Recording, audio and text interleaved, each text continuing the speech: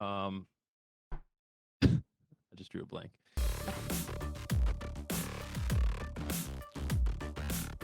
Here's what's really interesting and what I want to get into this episode with you, Mitch.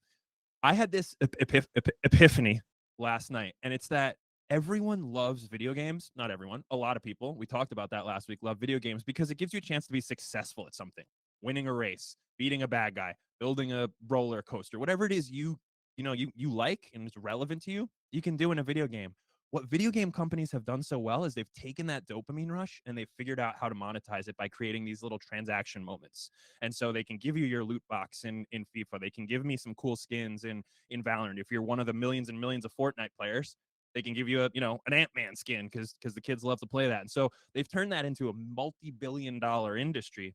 My question is, how do brands, which already have the transactions, gamify their ecosystem?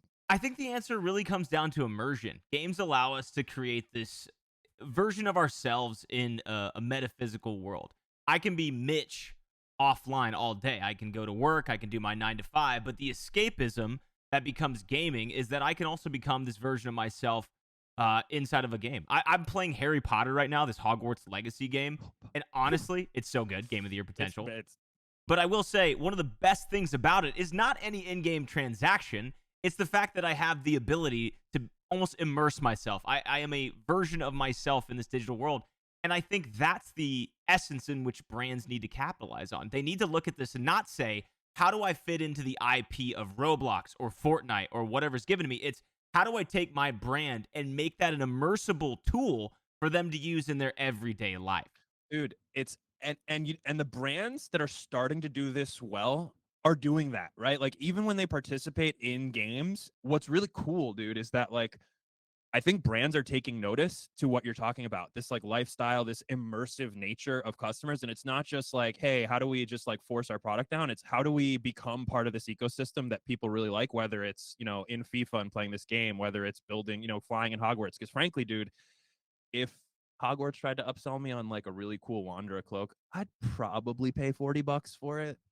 I don't disagree with that. The one thing I would say is that it's not just about brands who are wanting to have an authentic interaction in this game. They also have to start thinking about, hey, what's the actual age group? What is the demographic playing? What's culturally relevant to this age group?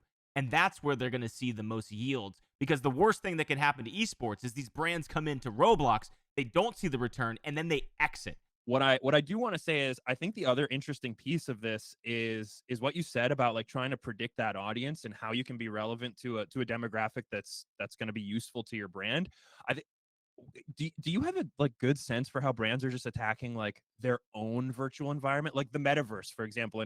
And I know that's super new, but I think brands are trying to figure out how do we just create our own digital virtual AR space that's maybe not in a game, but leverages software from some of our partners to take advantage of people who just want to kind of be together in a virtual environment. And, maybe we can create some mini game that's in there, but it's not a Roblox and it's not, Snapchat, or it's not something specific like a FIFA. It's just our space. And do you see brands doing that? Is that the future? I do. And hot take alert, I want to Okay. say it's a massive mistake. It is a massive mistake right now because what I'm seeing when I consult and talk to brands is that they're going from 1.0.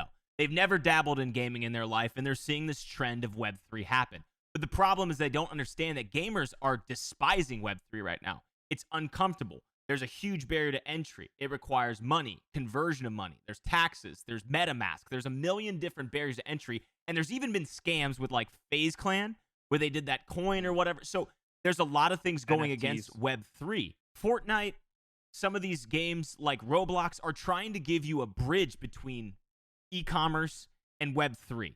You don't have to have your own land to impress them. You can leverage the land that already exists and they're interacting with in their daily lives. Like, it is someone's day-to-day.